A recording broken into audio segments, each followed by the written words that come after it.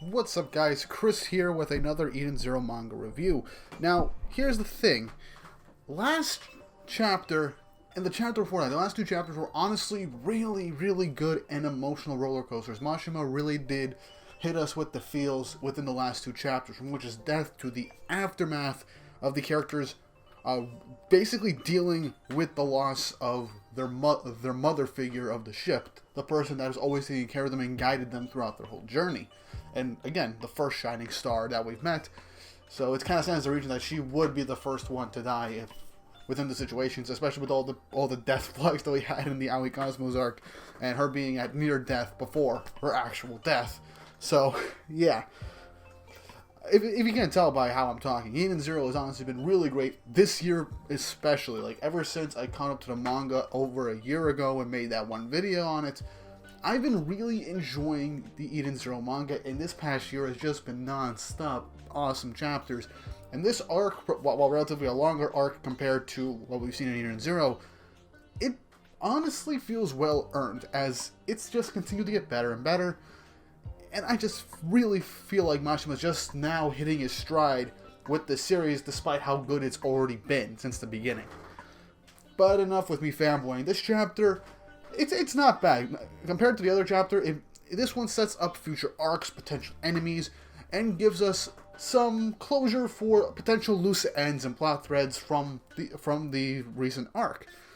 And there are some problems I do have with some predictable elements in this chapter, but overall I did enjoy it. So before I get into the actual review, don't forget to like and subscribe and hit the notification bell for updates on future videos. It really helps. Very close to 1,000 subscribers. I want to reach this before the end of the year. If we go at this current pace, maybe by the end of the month, maybe early December, I see this happening. So yeah, help us get to 1,000 subscribers. Like, subscribe, hit the notification bell, even share my videos with friends that you know that would enjoy this content. Also, if you want to support the channel more directly, I have links to my Patreon and Ko-fi accounts down below. My Patreon has some pretty good tiers and benefits for a small channel like myself to give to the fans that really do like my content. Also, follow me on Instagram and Twitter at The Greek Weeb. I have those links down below as well, if you want to follow me and see my general thoughts when chapters release, as I am going to start posting on there more frequently, just like I'm going to start posting frequently on the community tab here on YouTube. But with all that said and done, let's get straight on to the chapter review. Chapter 168, The Sea of Stars. And I like how literally the very first page with this chapter, just the Eden Zero floating in the middle of the Aoi Cosmos sea space. A really nice piece of artwork, and I really love it. But we don't start with Eden Zero this week. We start off on Justice's ship, as he is having a council with the Irrational Stace Interstellar. We see Holy, Cure, Feather, Eraser, and Justice himself discussing the events of the Aoi Cosmos War. They confirm that Jaguar is dead, and as well as Creed. But Justice hesitates until he speaks up, saying that they're not the only ones, that there were a number of lives lost in this fight that exceeds 1,000. So while you do kind of expect there to be like in the thousands, I did kind of think that there'd be more casualties. I don't know if that sounds like morbid or anything, but we're in a space battle, a ton of ships got blown away. I kind of expected there to be like well over 1,000, but maybe Justice is lowballing it or something. I have no idea. Or maybe it's just an estimate. Cure chimes in saying that he defeated the Empire, that he defeated Nero, and to offer their prayers for the allies who have joined the stars. Feather speaks up and says that there are only 4 Irrational States in Galactica left. And I like how Holy just chimes in and says that Feather never really like speaks, and it's Eraser who's the one that actually like, speaks up in these meetings, while Feather just stays kind of quiet for the most part. So it shows that they do have a bit of banter between them, since they are part of the same like elite force in this galactic army. So that's a nice thing to go with, because we didn't really get too much of them in that previous council we had, like after the events of like Drac and Joe and everything. But I like that Eraser is just saying that he's just exhausted from the last battle, and a lot of lives were wiped out. Anyway, Feather speaks up again and states that Elsie is not a significant threat, especially not at this point in time, as Justice, being the I want to kill Elsie stan that he is asking why. As Eraser chimes in and brings up a pretty good point. That they've said this a million times to Justice, as she just happens to be really powerful. She's caused almost no damage to their citizens. But the other three members of the Irrational States Galactica are a bigger problem. And this is where we get introduced to three new characters in this series by silhouette, and just by their names they seem very threatening.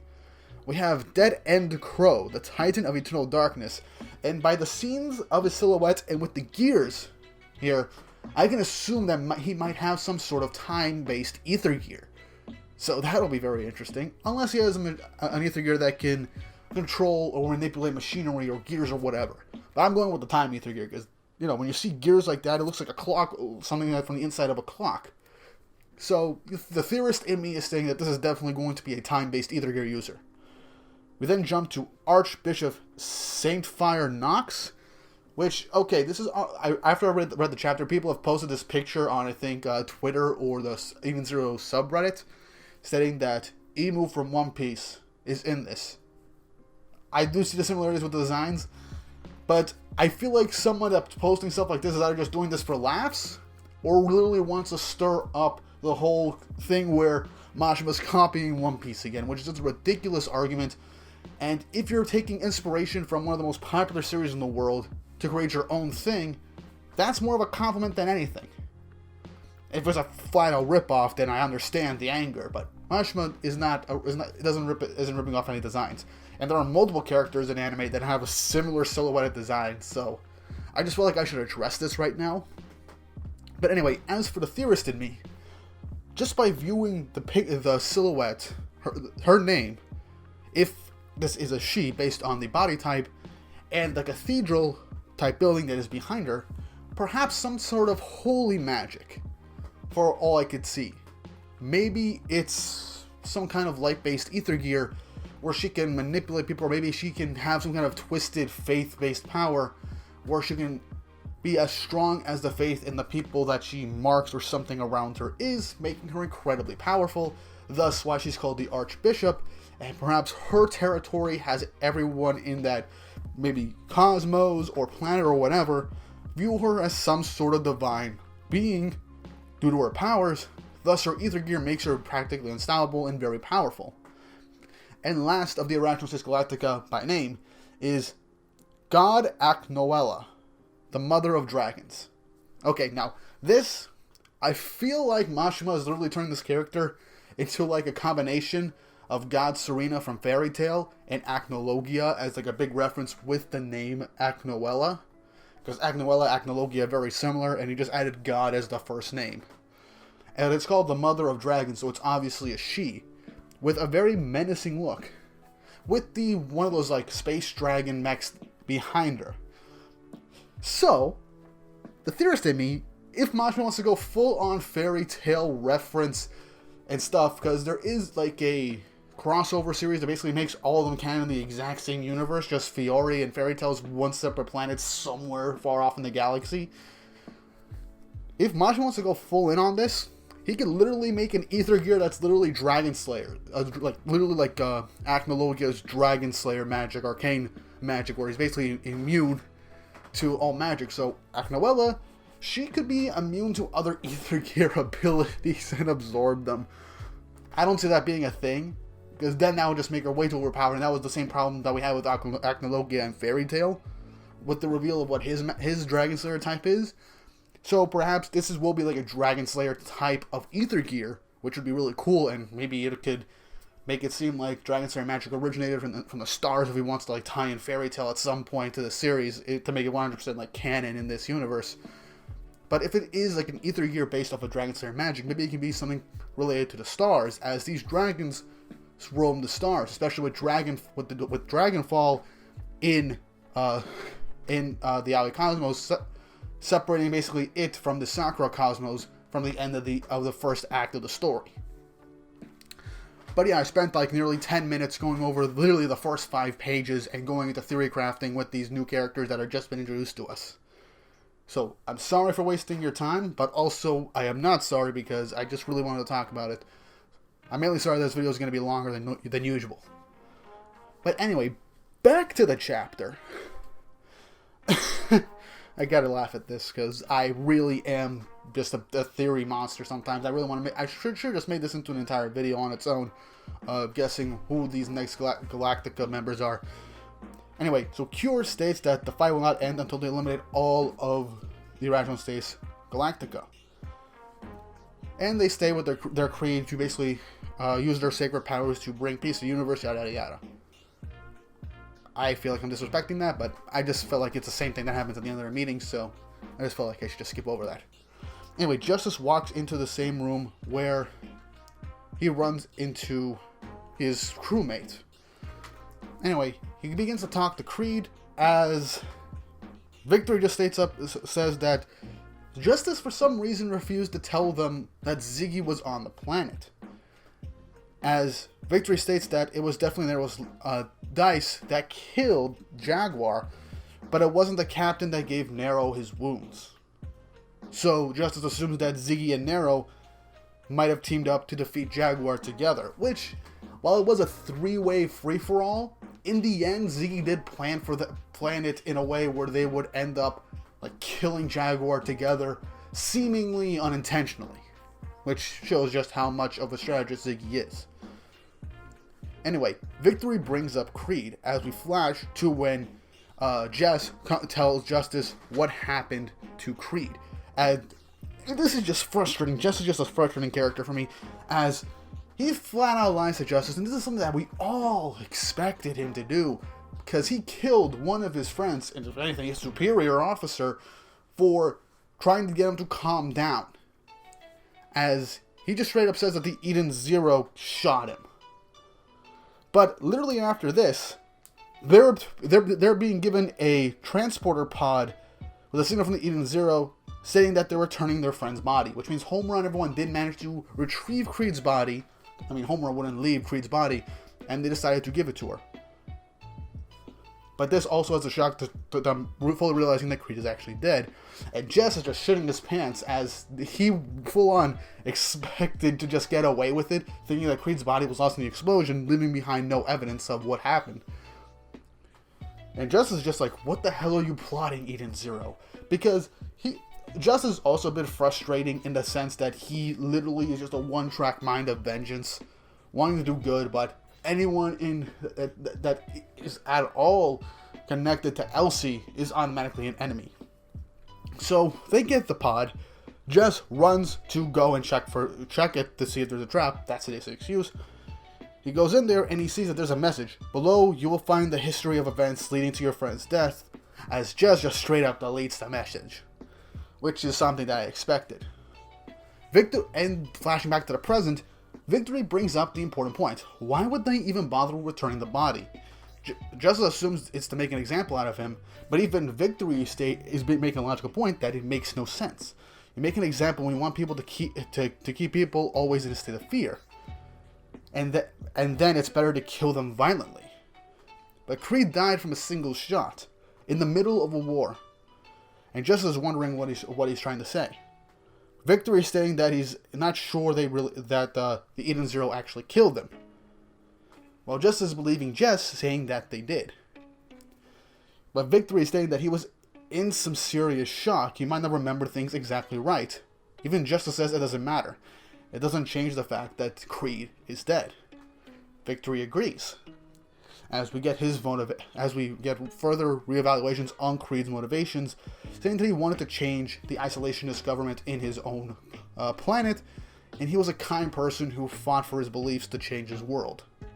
That was his creed, which is, as I assume, what his name is. Which is why he chose that code name. As Justice begins to cry, saying that he had his whole life ahead of him. And I have to feel for Justice here, as Creed is a good guy, and I feel like Creed's dynamic in this crew was the fact that he was the level-headed guy. Same with Victory and Creed being so close to Justice, basically being his right and left hand. They were basically the reins to keep him grounded, especially with his hatred towards Elsie to an extent clouding his judgment. But yeah.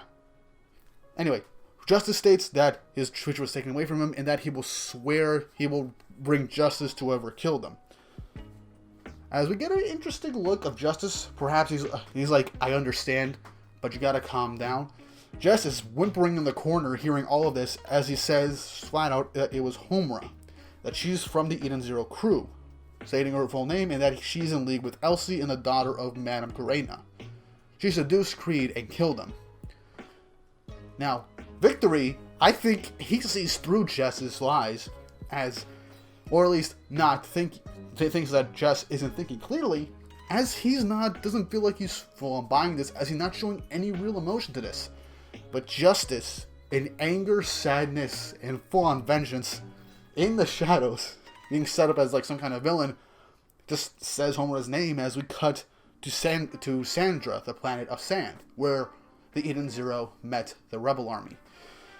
Now, I know I'm making a lot of tangents in this chapter, like I did with a full-on like 5 to 6 minute analysis on the 3 silhouetted characters that we just got by name and image, with each having a single panel to them. But, like I said, I think Victory and Creed were basically the reins keeping Justice from going off the rails. Now it's just Victory. And he still seems like a very calm, collected character.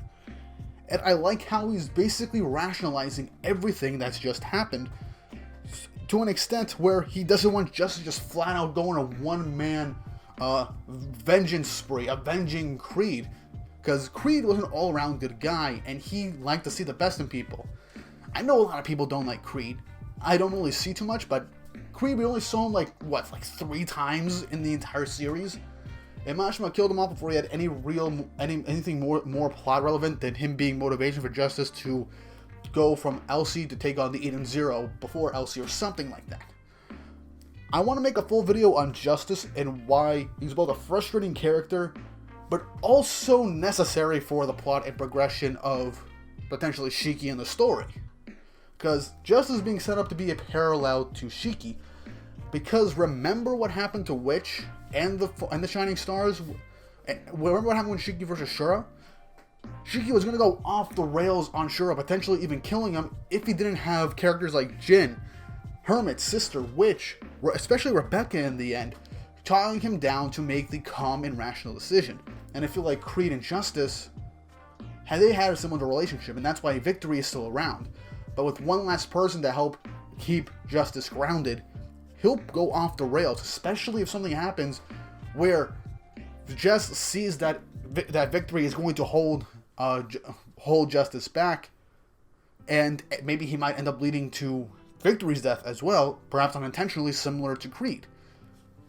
But yeah, I'll probably try and make a whole video on Justice and his relationship with Creed and Victory and his whole parallel with Shiki in his journey. But anyway, we cut back to everyone on the Eden Zero sitting down and contemplating on what happened, fully explaining sending Creed's body back to Justice, stating as that there's almost no chance that it got lost in transport. And I like how Shiki asked why he sent him back to the Union Army and not his home planet of Edo. And she brings up what Witch said. Everyone on the ship is family. And Seiji, Creed, viewed Justice, Victory, and everyone on that ship as family. And I like that. That's a very important message from Witch, which will stay with the crew for the rest of the series. Thank you, Mashima. Her death, make it permanent, because her death really is helping with the development of these characters and how they're dealing with everything. Anyway, Goodwin shows up, wondering what's up with Rebecca, as she is still very injured and very weak from continuously trying to use her caliber powers nonstop to try and bring Witch back, as she's unconscious in the ship's medbay. As everyone is worried, as Shiki does kind of blame himself for it also. But it's stated again that Sister and Happy are with her, so she will be okay. Goodwin brings up the fact that they lost someone important to them, and that he also lost them. Lost his own friends and family to an extent. And he states that today is where they're having a proper send-off for everyone that joined the Stars. As he goes over some nice culture and lore for everyone in the Aoi Cosmos, that they all have a singular belief. Here in the Aoi Cosmos, when someone dies, everyone says that they went home to the Sea of the Stars. And that goes for bots with hearts as well. So I like that also.